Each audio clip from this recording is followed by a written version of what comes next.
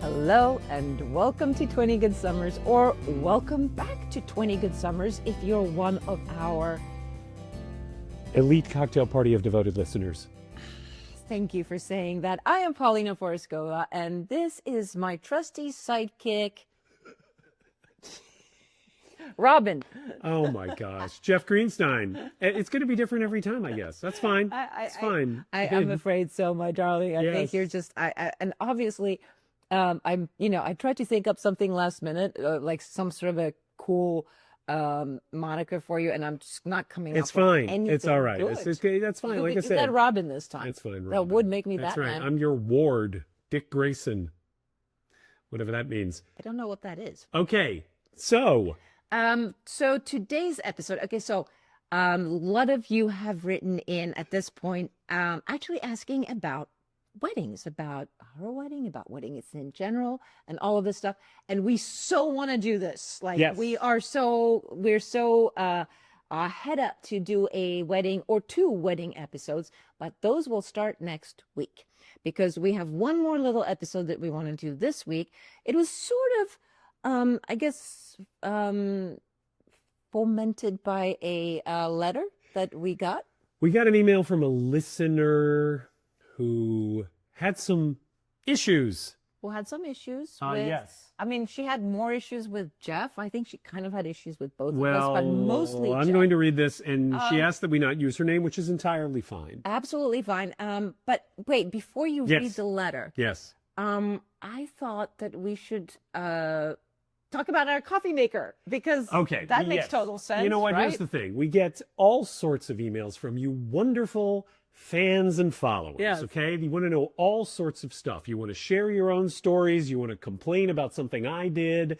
And in one case, actually multiple cases, you want to know what coffee maker I was talking about. And you should want to know because really, I mean, it's kind of on the pricey side. It is. But damn, this is the best coffee. And if you're just 2 or 3 people, I think if you have more than 4 people, then it's kind of too small of a coffee maker. Yes. But it really All right. is And radically. we should also stress we have no sponsors, we have None. no staff, we have no producer, we have no studio, we have no network. Isn't that obvious? Some of you have said yes, and some of you said we need help. Yes, we're 2 kids with an iPhone, okay? So we're not getting any kickback from this company to talk about this coffee maker we like. At all. Although, maybe we should.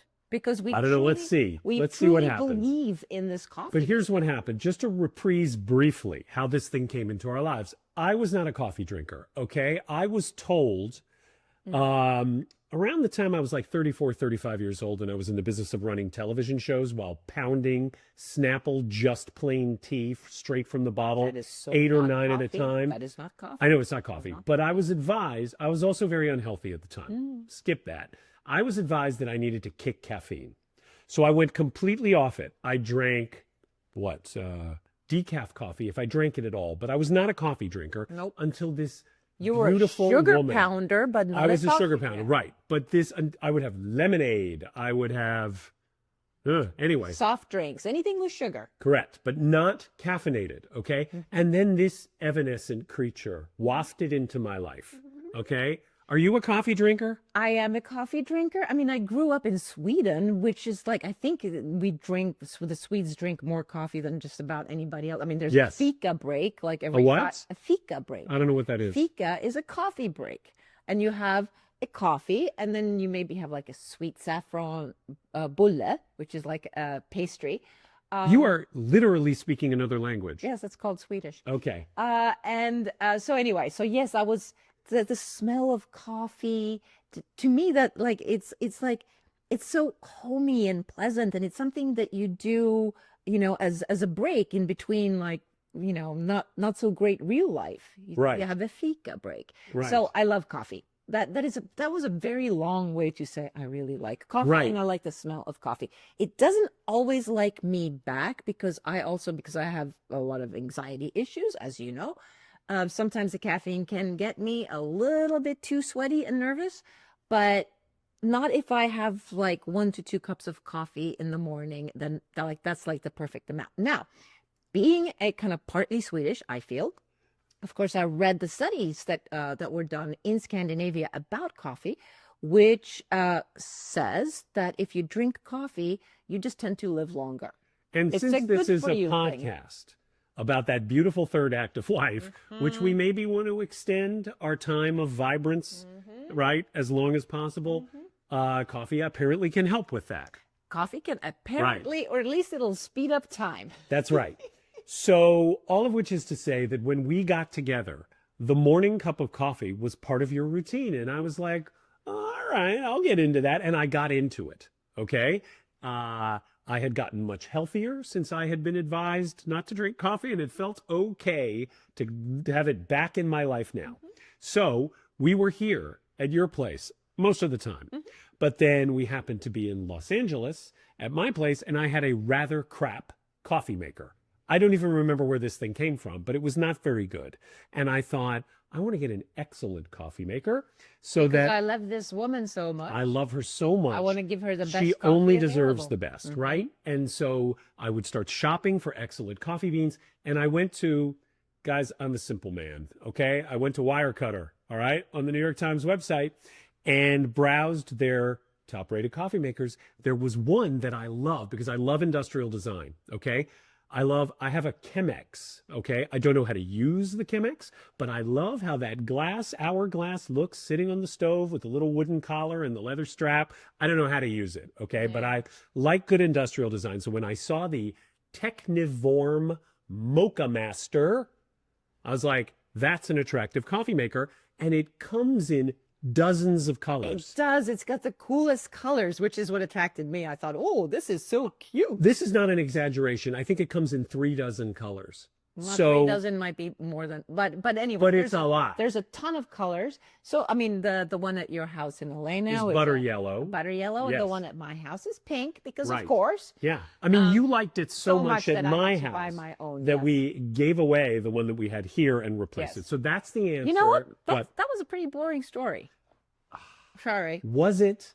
I think so. Was but it told engagingly? It was, well, we shall hope so. All right. Also, one thing I want to note, because Yes. I am looking at us on this little screen. Yes. And so for all of you that are watching this in YouTube, you can see this as well. But all Yes. of you who are listening Yes. will not be able to tell that Jeff has a blindingly white What? smile. Look at this. Oh, are we talking about this I mean, too?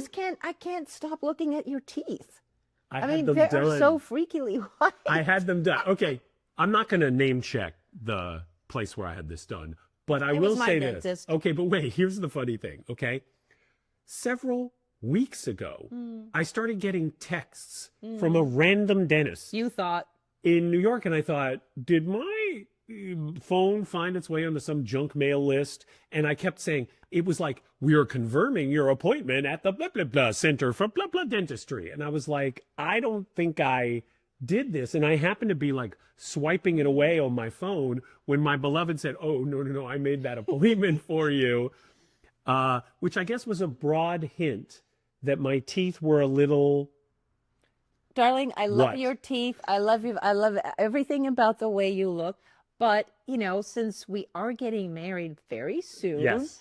and I was thinking about the pictures. I was thinking Yes. about, like, we are working out like maniacs right now so that we are. are like fit and toned, and we're eating healthy. Yes. And we're doing all of this for this one day, you know, to have like an excellent day so that we feel our best. Yes. And I thought, you know, teeth. Well, there's not much you can do with the rest of me.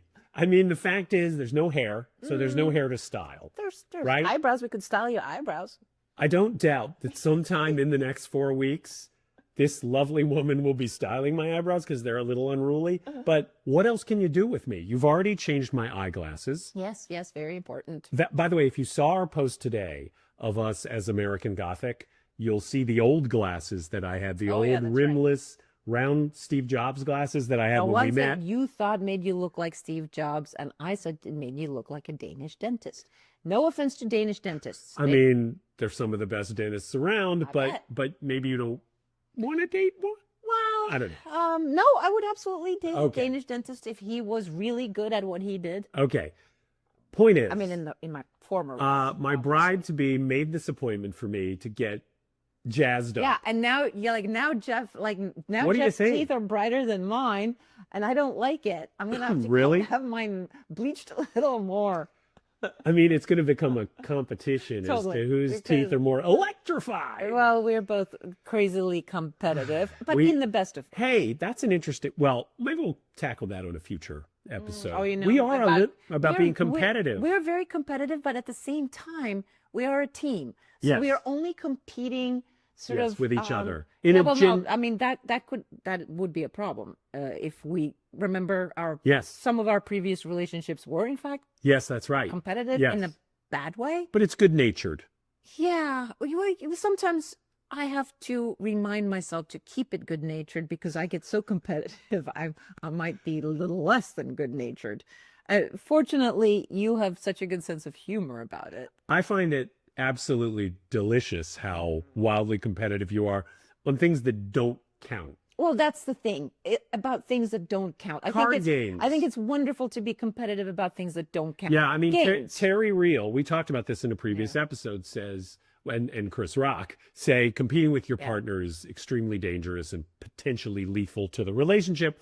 But light competition in tabletop games can be kind of sexy and fun. How about that? Well, if you're a man with confidence and you're, in my opinion, a true man, you dare to have a woman that beats you quite often. Not as often as she'd like. Often enough so that it hurts. I think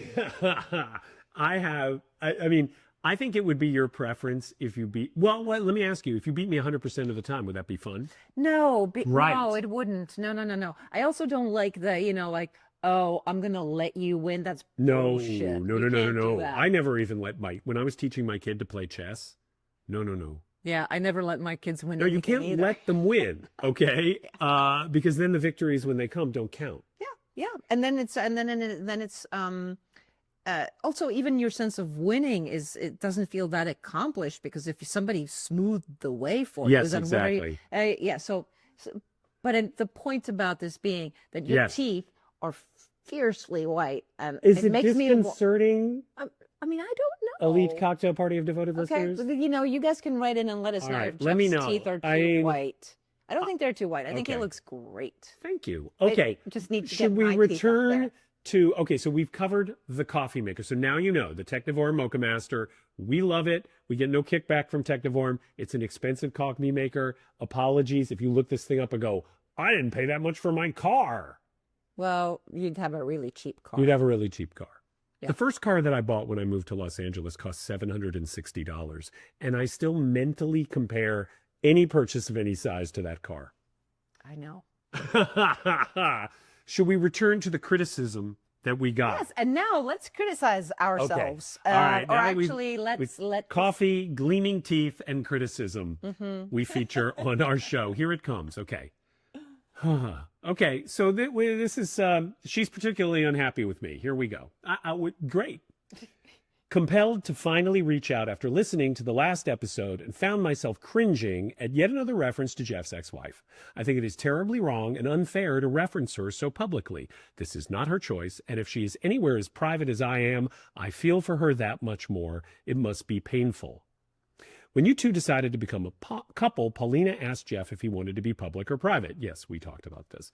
He was given a choice. He opted for public. He made that conscious choice. And of course, in now hosting a podcast, only compounds that choice. I sense he is finding it exciting to be on stage rather than behind the curtain, my TV writer analogy. Okay, so here's a little bit of psychological analysis performed upon me by someone who's never met me. That's okay. we get to do that to public figures, So we actually do, right? Yeah. It is great that you both are happy and can reflect on life now from a place of joy, love, togetherness, and gratefulness. But then to make so many comparisons to past marriages seems and feels so wrong. Let Jeff's ex-wife be, rather than Paulina asking if Jeff's sex life with wife was wild at one point and he trying to be subtle but not, that she bossed him and her demands shot any desire for sex. Should I stop here or keep going? Just keep going. Or that Jeff's ex-wife only wanted one child. Even that can be considered private. Maybe there were deeper reasons behind that choice, and it is now for public consumption. Ditto this last podcast, where once again she was brought up. She doesn't have the chance to defend herself or clarify or correct what's said on this public podcast, and she is brought up to create a contrast with your relationship. Again, Jeff made the conscious choice to be so public about this life, but she did not make that choice. I am new to single life after a long marriage, close to Paulina's age. Nothing easy about the marriage, but it is not only my story, and I am focused on creating my new story, and that's pretty damn exciting. With respect for my adult children, I do not reference their dad's new wife, and I am grateful that my ex does not reference me. It serves no purpose but to make it hard for our kids who love both of us and shows a lack of maturity. Please be more considerate and thoughtful. Let her have peace and privacy. Wow, I gotta say, this stung. It did. I know It did. it stung, It and did. I found it I mean, interesting. She has. It's not that she doesn't have some valid points, but they, well, this is why we wanted to talk about it, All right. because Yeah. there is both validity and perhaps you know, and we have some good points, and she has some points. Okay, let me start by saying, to make an assumption that every reference to a past relationship is a reference to your marriage or my marriage is a false assumption. So there are many things cited in that email where there are assumptions made that if I said something about Right. past ways, it was automatic. You don't know that. Yeah. And we try to take extraordinary pains, not to name names, to be respectful. Mhm. I may not always succeed. Clearly I didn't. to Well, this with that lady. one lady, Look, yes, I only have one child and I don't want to make his life difficult. And I have well, taken great pains to make sure that I don't. exactly. And I look, obviously, you have shared your story with me because this is your past and your life. And I have shared my story extremely publicly. And my husband is actually not alive. To defend Technically, himself. Yeah. Jeff's wife could defend herself if she wanted to. If she had something she wanted to say, she's alive. She can go and say it. My husband cannot defend himself. And so that puts me in the position of like, well, yeah, I guess I get to speak freely about certain things. But yes, also aware that we have children who adore their dad. That's right. So that's the number one thing at all times for both of us. Right. And my son loves his mother. And I really try and clearly don't always succeed. Well, In what? I would disagree with that because I think you have succeeded very well. I think you have succeeded exceedingly well in actually keeping the conversation away from topics that involve or that are truly about your wife. You're very careful. And again, this goes to the assumption that you've only had one woman in your entire life, and I've only had one man in my entire life. We've had plenty of other relationships. I know. See, this is where you now get to sort of taste. What? Well, you have said repeatedly, you guys, I didn't date very much. You dated plenty. You dated plenty for the 2.5 or 3 years in between your last ex and me. Yes, that's and right. So, you know, there are plenty of stories to go around about plenty of other people, always unnamed. Well, this is Obviously. the thing, because I am not precise about whom I'm speaking of. Mm-hmm. This person is assuming that it's all about one person. But this is the premise. The reason we wanted to talk about this in this episode is, who does your past belong to? Mm-hmm. I mean, how in the world do we talk about relationships, whether you're 20, 40, or 60? How do you talk about relationships without context? I'm not a therapist. I haven't studied psychology. I am not a relationship counselor. My test bed is the understanding of my own relationships and those of my friends and family members. That's it. That's all I've got. Mm-hmm. And so if I attempted to have a a verb without a direct object, it just becomes gobbledygook. I can't talk about my own experiences in a vacuum. And so I really, really try, correspondent, to be respectful and careful. But clearly I danced across a line, and it sounds like, and you cop to this, that this is a very sensitive area for you. Okay. And I respect that too. You saw yourself in the role of the ex-wife, and things that I said made you uncomfortable. And I'm really sincerely sorry, because I don't want to make anybody feel that way. But I And also, it's a terrible place to be, which both of us know. And so we really do try our very best to not make our former partners look bad. The ones that are sort of named by accident because they are the ex-wife or the ex-husband. Obviously, everybody knows who my ex-husband is. Nobody knows who your ex-wife is. Great. And that's the way it's going to Well, stay. yes, But so I'm like did you want to? I had one other thing I wanted to Yes, say. and I think I interrupted you. I'm sorry. Uh, You I know, don't- you don't need to apologize. no, no, I'm not going to apologize anymore. I'm just going to say this. God, this is going to sound pretentious, but whatever. Control a little. I spent a lot of my professional life placing myself inside the heads of other people. I try to be really, and maybe even excessively, even-handed when talking about relationships in general.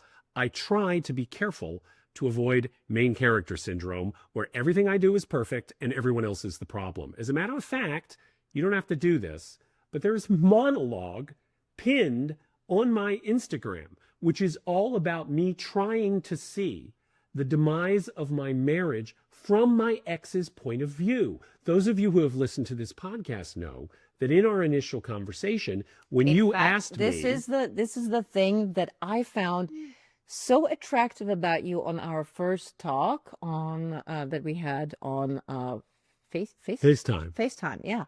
And when I asked you, as I always ask every man that I went on a date with, within like the first 5 minutes, so tell me what went wrong with your last relationship? Because what I had found out the hard way is that I had fallen for some men, unnamed, who's when asked this question said, "Oh, my wife is crazy. My wife is crazy. I'm trying I didn't know what to do. Yeah, she was crazy.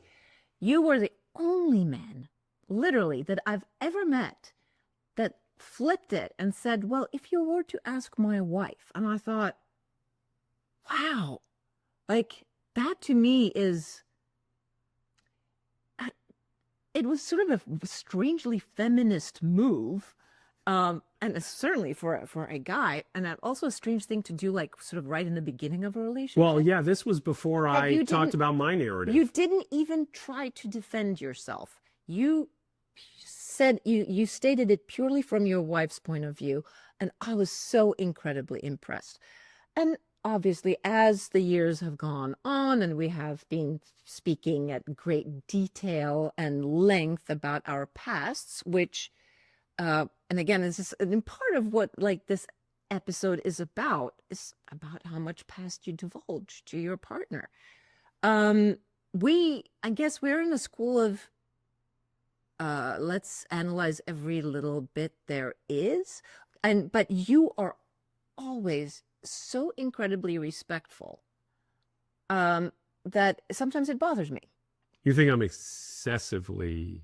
Sometimes I go, that sounds a little fucked up, and you will never actually go there yourself. And again, this is something that about you that I really respect and love.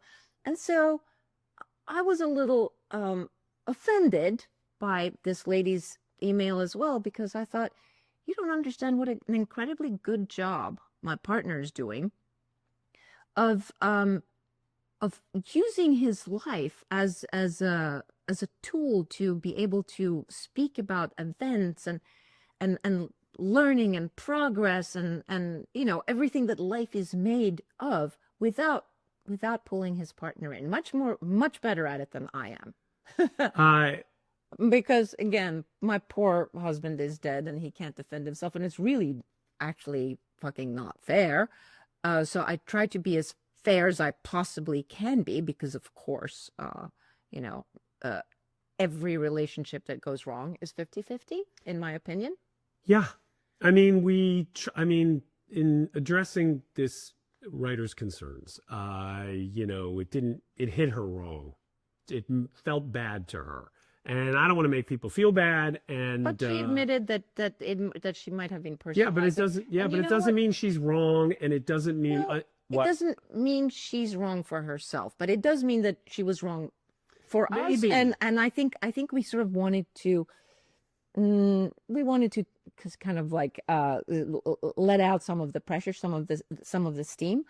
But at the same time, it made us think, when this is sort of the gift in listening to people that don't agree with you, or that has something to say that you don't particularly like, instead of just going, "Ah, bullshit, fuck them, I don't want to hear it," is to kind of take it in and go, what here has, should I, like, can I pick something out of here that actually is relevant and that's important and something that I could learn from? And see, this is so shame-based, because of course the first feeling you felt when you read this was shame. You Yeah, were I felt ashamed. I had screwed up, and it made me immediately like rewind the tape, because and then, as a writer, I have a very good recollection of what I have said, and I was like, damn, I thought I was being excessively careful and thoughtful and respectful, and clearly I tap danced over the line, or this person wouldn't have been. Well, you get defensive, which of course is what happens when somebody criticizes you. Well, I'm not my first thing is trying- my first thing is to get defensive. Well, I I'm always not get defensive. trying. I've learned through painful experience that the exact wrong reaction to something like this is to try and talk the person out of it. So I'm not trying to talk her out of it. I'm saying this hit you in a certain way, and I gotta And own it that. hit us in a certain Yeah. way, and so we can communicate. You communicated with us, now we're communicating back. But we also want to open this up to Yes. to a broader conversation than just like, hey, somebody wrote us a mean They hurt her email, feelings. and then we're gonna like, Yeah. beam beam, we're going to shoot back, because that's actually not at It all doesn't what get this you is anywhere. about. What was interesting about this email was, first, the set of assumptions made, because I think we do tend to make a lot of assumptions about public people, about people in the public eye, Yeah, based on absolutely nothing. We base it on like the way somebody looks, or you see a bad picture of somebody and you're like, oh, I think Or they make one remark in an interview, and all of a sudden the narrative is, oh, she's awful. Oh, she's mean. Oh, she's a mean girl. And it's like one remark taken out of context suddenly and becomes definitional. It's usually the assumption is usually for the worse. It's not usually No, like, it's not usually for the better. oh my God, like this person, like she said one thing and instantly I think, oh, I've changed my mind about her. She's delightful, or he's delightful. Right. And then we all do this. It's not like, it's not like I don't do it. Well, I've certainly done it in the past, and I really, really try to avoid it now because I am now conscious of it. I've been in the public eye for pretty much my entire life. I think this is something that not everybody knows unless you've read my book. But I've been a public figure since I was 3 years old. And first I was a political refugee, and I didn't know that I was a public figure. By the time I moved to Sweden at 9, I felt the publicity, at work, where, and this happened on more than one occasion when I was about 9 and 10. And we had just moved to Sweden, and my mom became a single mother very quickly, and I decided I was going to go and sell newspapers as a way to make some pocket money, because mom didn't have money for pocket money, and all my friends would go to this candy store after school, and I never got to buy anything because I didn't have any money. So I was going to deliver Right. newspapers. Yeah. And so every day after school, I got home, grabbed this stack of newspaper that somebody would deliver to me and then go and sell it through like this project apartments Yeah. that where we lived. And there was more than once where I was selling a newspaper with my face on the cover. Wow. You know, something saying "Poor little Paulina," or you know, "Little Paulina happy at last," and there I am selling fucking newspapers. Not at all happy, by the way. That's crazy. Kind of depressed, if anything. Wow. Yeah, usually tagging. Did anyone make the connection Well, that's the other odd as you're thing, going that I door to would be door? going, you know, "There's Boston," which is like the Yeah. name of the newspaper, and people would, you know, just absolutely no. It's so interesting how little people pay attention. Wow. How assumptions are made. Here's a kid selling me a newspaper, and nobody stopped for a moment to just go, like, to actually look at the paper or to look at me. And one would have thought that perhaps I learned about assumptions way back Yeah. when, but no, not so much. Not so much. I kept making assumptions on behalf of other people for most of my life. In fact, I think until fairly recently. I think I've only become more generous like in my mid to late 50s when I realized what it is that I had been doing all along, and that it was that I based my assumptions about other people, of course, on myself. You know, I thought, well, I'm not feeling great, so maybe, so that face I recognize. You know, you kind of draw these parallels with yourself, like our lady did that sent the email. But so assumptions, I think we all know, Yes. make an ass out of Yes. you and me. Now, I'll just do this briefly because this is something that's very, very specific to us and our relationship and maybe does not have extensibility to the wider world. I don't think of myself as a public figure. I never desired to be a public figure. I am a little scribe toiling away in the shadows, writing lines for the pretty people. That's what I've always been. I never wanted to be famous. The writer alludes to the fact that we had a moment when our relationship was getting rolling, where I had to make a decision about whether we were going to be a public couple. And because I wanted to be real in your life, because I wanted to exist in every dimension of your life, that was a sort of something I had to agree to. And people have drawn lots of conclusions about me based on limited data, which is really, really not something I'm used to at all. And it's weird.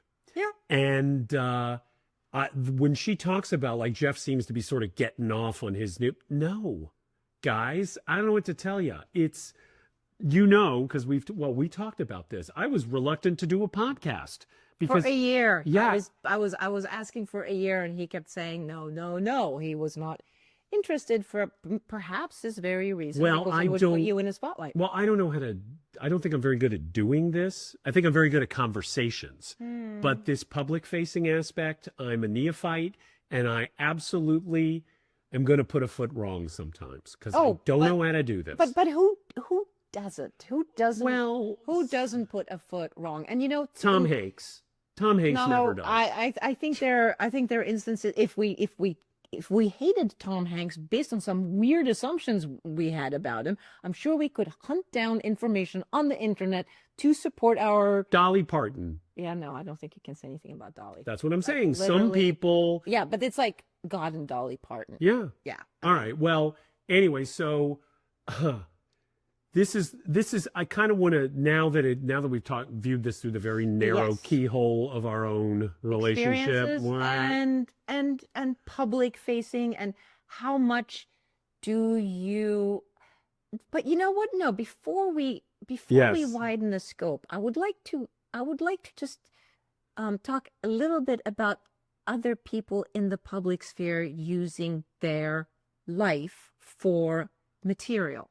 As far as I know, every artist uses their life as material. Yeah. Some more obviously, especially writers that write books about a writer, tend to be pretty close to home. And sure, without name. And when I have to say, when I wrote my book, my novel, my first Yes. uh, A model summer. Model Summer,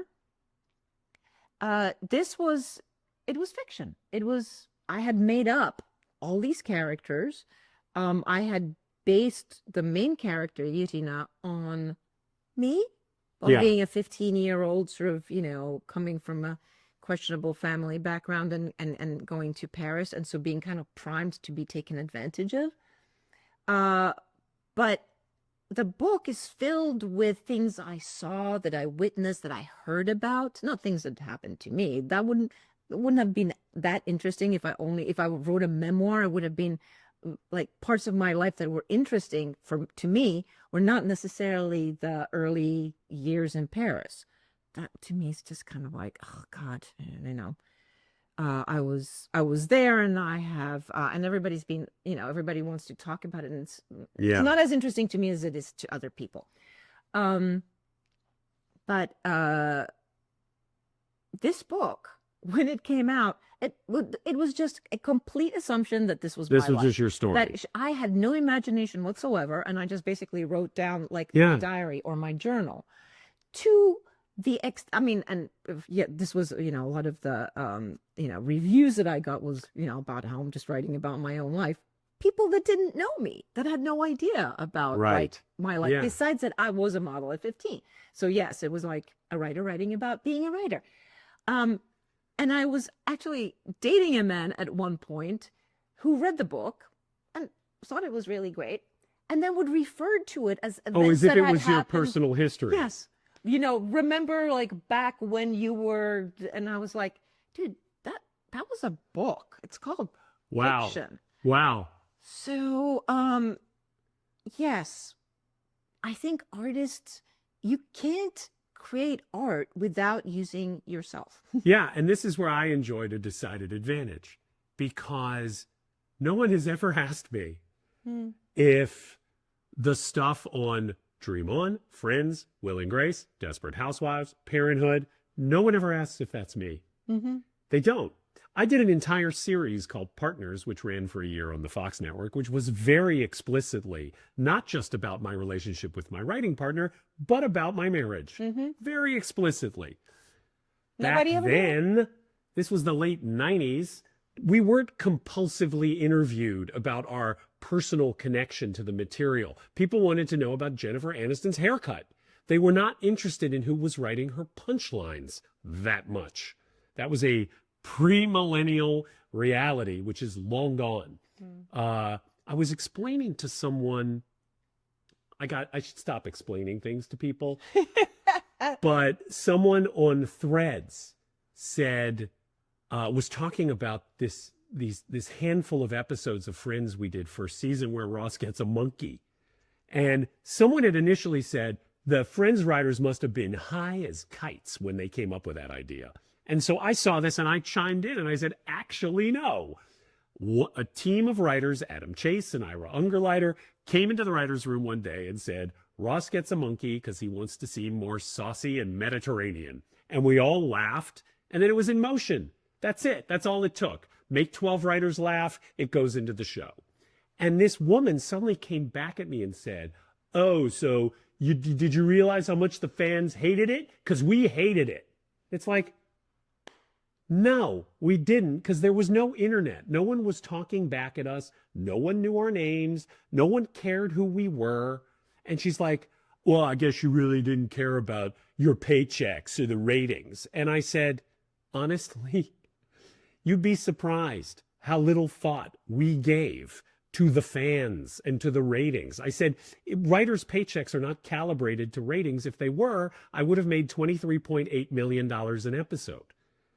Anyway, all of which is to say, Wow, you counted that out at some point. well, we meant that our audience was 23.8 million viewers a week. How about that, by the way? Yeah, Those are like that's Super Bowl numbers now. Yeah. Anyway, all of which is to say, I'm not interesting. I don't think of myself as All right, don't be too self-effacing now, because then it's going to sound fake. It's okay. You can't win. That's the thing. You can't win. That's kind of the moral of this story is you can't win. Yes. And so we're not trying to win. Just Right. for the record, we're not trying to win because even critical comments and sometimes even mean comments have somewhere where they rest. There's a reason for them. There's a foundation for them. Sometimes it may not be resting with us. It might be resting with the person making the assumptions, but it does have a foundation. Yeah. And so now opening it out to the wider audience, not just for the select few that get to live the public life and have very little privacy and everything is assumed. You know, which just reminds me that when I read the book, not Stephen King, see, like he manages to like completely disappear in his novels, and that's why he's such a fabulous writer. Yeah.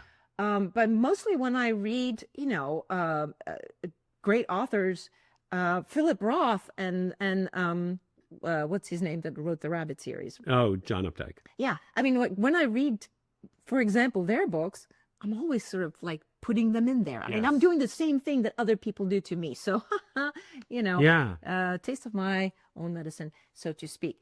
But to move on, it's wanting to talk about what is sacred, what is private when you are in your 50s and your 60s and you start a new relationship. And you obviously have a past. If you didn't have a past, it would be extremely disconcerting. Yeah. Apropos of the question you said that you asked to men that you would meet, what went wrong in your marriage? If they said, I'd rather not talk about that, I feel I need to respect my ex's privacy, and you know, she's got her story and I've got mine, but I just don't feel that has, well, I'd be really put off.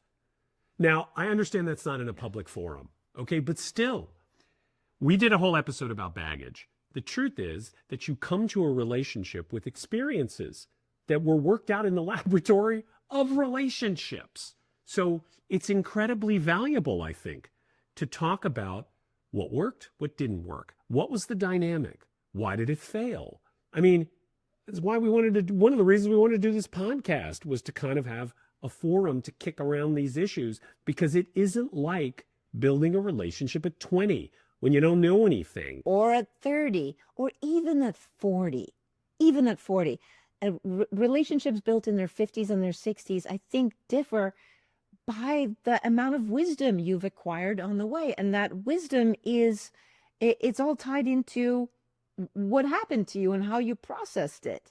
And so in relating to others, what I find, like, I always have to look at it from, like, I always look at it as like, what do I need? Like, how do I, who makes me feel at ease? When do I when do I best relate or understand, something that is a little removed from me? And it's when that person uses their own story. Always. You know, sorry, I always retreat to things drawn from my professional life. I read Well, I guess it's better than your private life. Clearly, you'd rather hear about that. I read that, particularly for young people who are in what we used to call the key demographic, 18 to 34, the kinds of media that they like to consume the best are first-person narratives, unboxing videos. You know, the girl who's just back from a shopping trip and she's unpacking all the things she bought and holding them up to herself, or the travel blogs.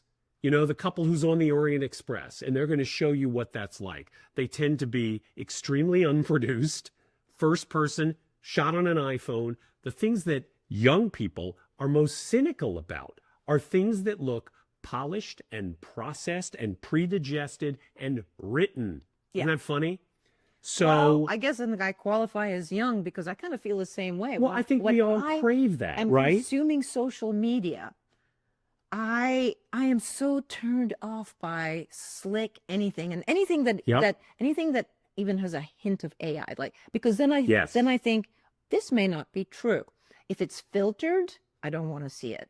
If it has any hint of not being authentic or not being real, I completely lose interest. I saw an article, I think it was in the Atlantic, that now people are starting to crave emails with spelling errors in them because they know they haven't been run through ChatGPT before being sent.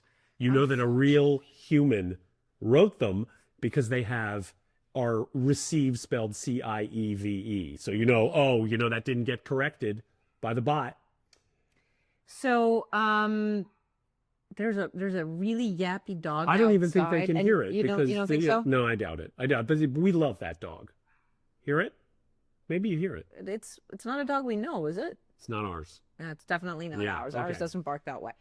But anyway, we crave these first-person narratives. I crave Yes. them, and I figure that if I crave the first-person narratives and the slightly rough in first-person narratives, the ones that look real, the ones where the person is not perfect and not perfectly turned out, that's when I get to connect. And this is why I have produced the content that I have been producing for many years it's now. what people were drawn to on your Instagram is that it was, the book is called No Filter, guys. It was all about, like, you think you've seen me polished and made up and made as pretty and presentable as possible. Well, here's a version of me that some would consider not at all presentable, but this is the authentic self.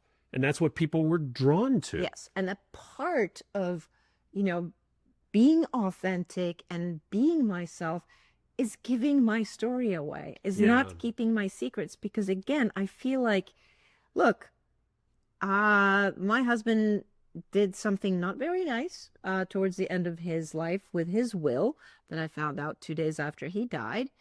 And it was such a blow to me as his ex-wife, soon to be ex-wife, but a person that loved him for 30 plus years and that thought he loved me and our children, my home, my life. And I shared it. I shared it publicly, in part because I think keeping that to myself would have killed me. It was too much. Like, I needed to uncork that. But also, once I started sharing a little bit, what I understood was how much help it provided for others. And I myself was looking to other women, people, for something like that. Like, a mirror somewhere. Do you have, do you understand this story? Do you have something similar? Do you have something, something that where I can get hope from listening to you having overcome something similar? And at that point, I was having a very hard time finding something like that. But since I have found plenty of women who have similar stories, I'm not the only one who got betrayed. I'm not the only one who didn't, should have paid attention to her finances. I'm certainly not the only one. There's a lot of women out there that have gone through it. And when you allow for your story to hit the sunlight, first of all, it sort of disinfects. Yes. The evil of it is burned away by the sunlight. And the shame. And the shame. Well, the shame being the sort of the mushrooms, the fungi that grows in deep, damp corners. You keep them damp, it'll keep growing. Sunlight disinfects it all.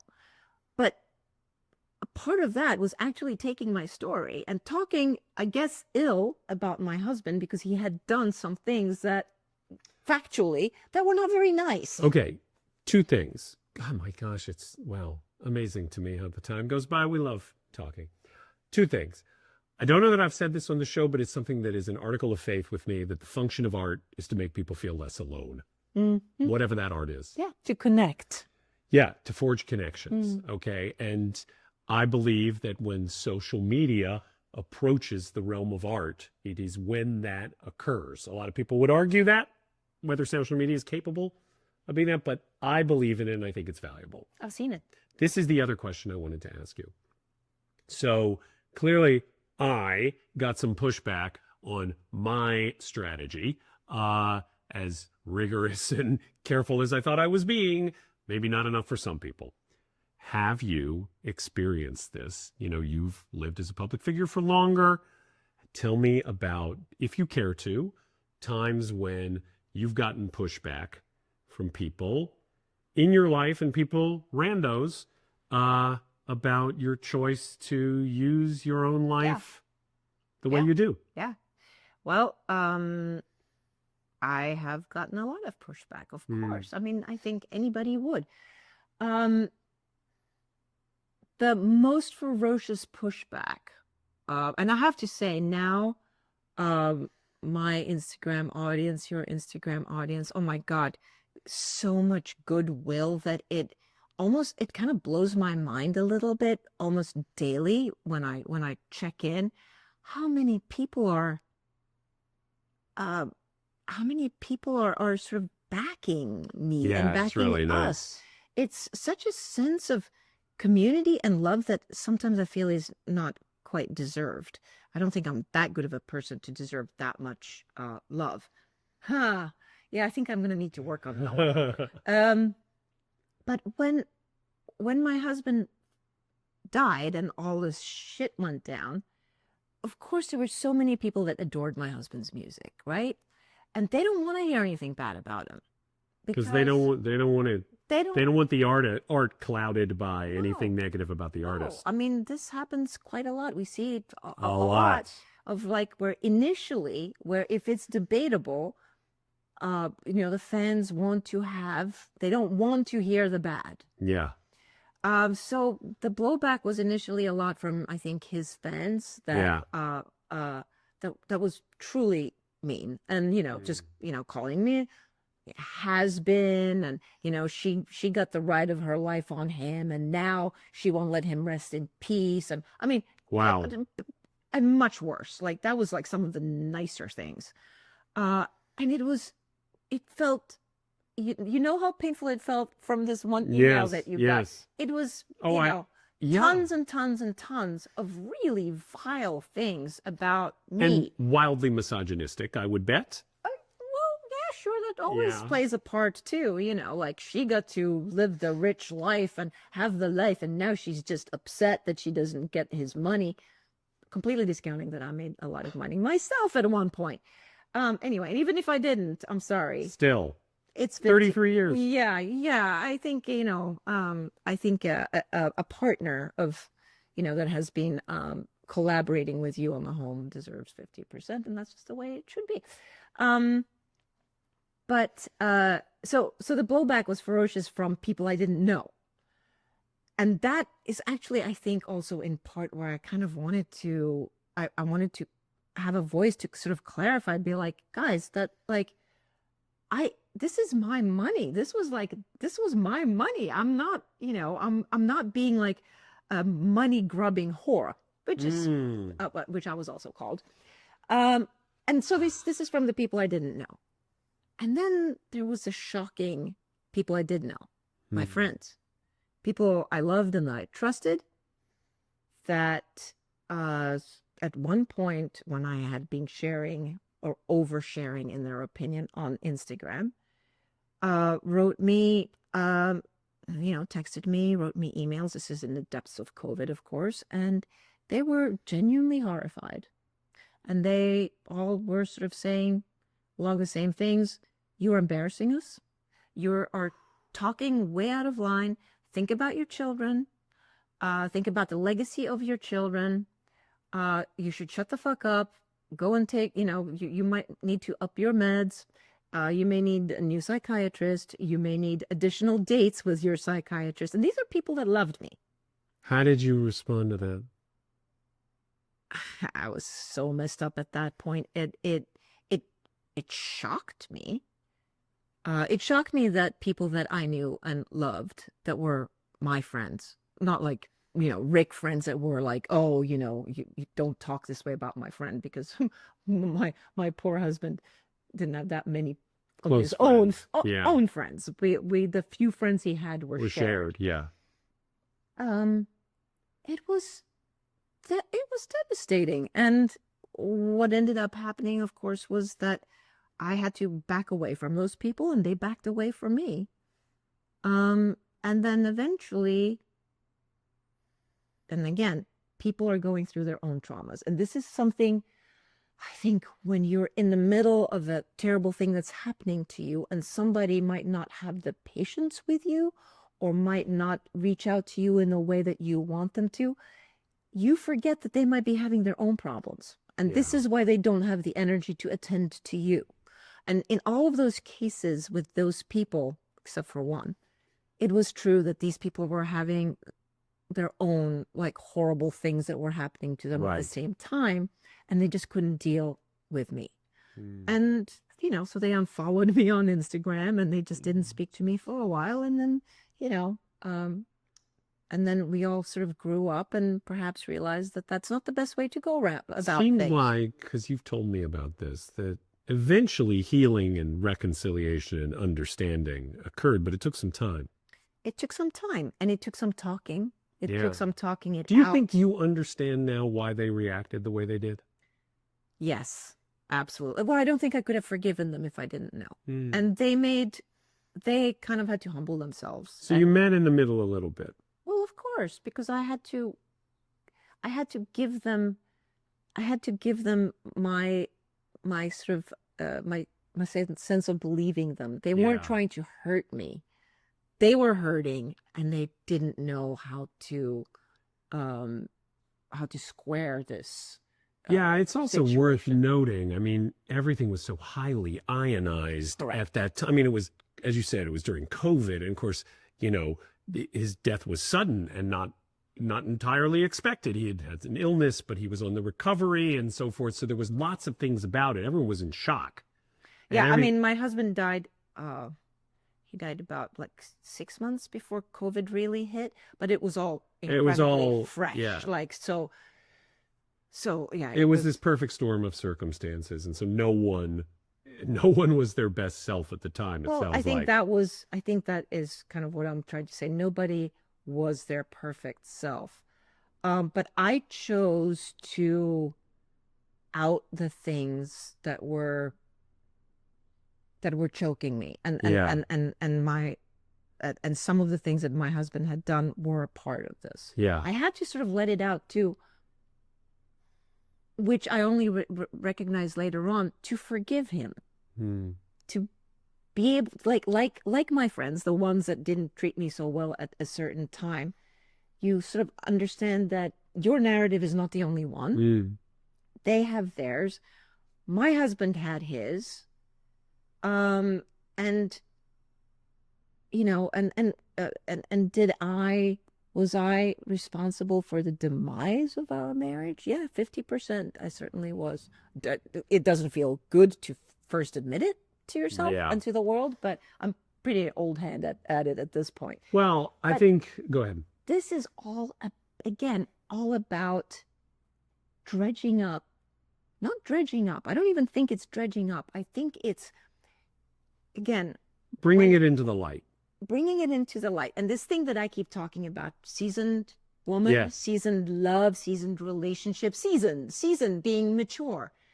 Well, the spice that I have collected since I was born, a tasteless little blob, and then acquired seasoning along with life as I grew up. The same for you, the same for all of you that have lived longer than, you know, a year. We acquire this spice and we are entitled to using it, is my belief. I think I'm allowed to use the spice that I have collected. And sometimes it can be a little bitter. And sometimes you might not like cilantro, but I still think I get to use it. Yeah, I mean, that's beautifully said. I can't really improve on that. I think that we started with the premise of like, who owns your story and what right do you have to share that story in a public forum? You know, I acknowledge that I clearly, you know, have screwed up and probably will continue to do so. As I said, I'm new in this world. Learning to talk about things first person singular as opposed to having Rachel or Grace or Bree do it is new for me. I'm going to keep trying. I'm not going to stop talking about these things because I think it's valuable. I No, hope. I think this is what we both know and feel is that our experiences are valuable. Our seasoning is valuable. It might not be for everyone, but for those to whom it is valuable, it means a lot. And just like when somebody else shares their life with me, and it's sharing the good stuff, great, it's wonderful. Yay, I'm so happy for you. That's not where you connect. That's not where you heal. Exactly. That's That's, not yeah. where you get new ideas. That's not where you're comforted. That happens on the bad stuff, on the Yeah. bad things that have happened. Here's what I learned from that broken relationship. Here's what I learned from that, bad experience. Here's where I was not my best self. And so I learned from that how to be a better self. But also, this is, this is where I might have picked wrong. and also true. that comes into the picture as well. Yeah. I might have made a choice based on an assumption. Well, yeah. I mean, That wasn't the soundest choice. yeah, exactly. I mean, we're handed, as we've talked about on this show, we're handed a set of assumptions about relationships, primarily by our parents, that may not be entirely sound. And the only way to learn those lessons is in the laboratory of the relationships themselves. There's no way around it. That laboratory, it's all about your past. Yeah. All right. Well, that's an hour. That's an hour. I hope it was edifying. Well, I think it was edifying mostly to us, but okay, so maybe we took one that was sort of, that we needed to get out. We'll see. But go ahead. Next week, Oh. all of you wonderful people, next week we are going to jump to the happy episodes filled with excitement as we try to get married and Yes. also move out of this lovely apartment. Look how all at the beautiful. same Yeah. time. Our background in a month will be totally different. It'll live on YouTube That's forever. true. How about that? Isn't Oh, that great? should I talk about this or have we already talked No, about you've this? already talked about All it. right. And- Well, for those of you who want to know the story of this, it's somewhere back on our Instagram somewhere. yeah. All right. How should they, should I tell them how to find us? Or do you want to do that? You tell them. You always do that. Okay, here I we can't go. Remember the details. Here we go. We are 20 Good Summers. The word 20 is always spelled out. Go to 20goodsummers.com for all of our archived episodes and sexy merch. Okay? Not just merch with our pictures on it, but merch with our Can we get wonderful hats yet? logo. There are hats. I haven't ordered ours yet, We need to get. but they some hats. exist. Okay? 20 Good Summers Pod on Instagram is where we occasionally post images of our antics. Okay? And finally, 20 Good Summers on YouTube. 20 Good Summers on every podcast platform is where you can find us. Here is where I do the occasional rate and review, like and subscribe, say nice things about us if you feel like saying nice things.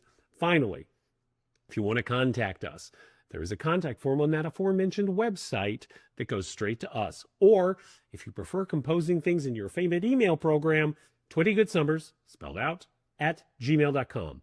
Okay? So easy. Clearly, we are receptive to both praise and criticism. As long as you keep it towards Jeff. Beautifully said. Walk us out of here. Last word?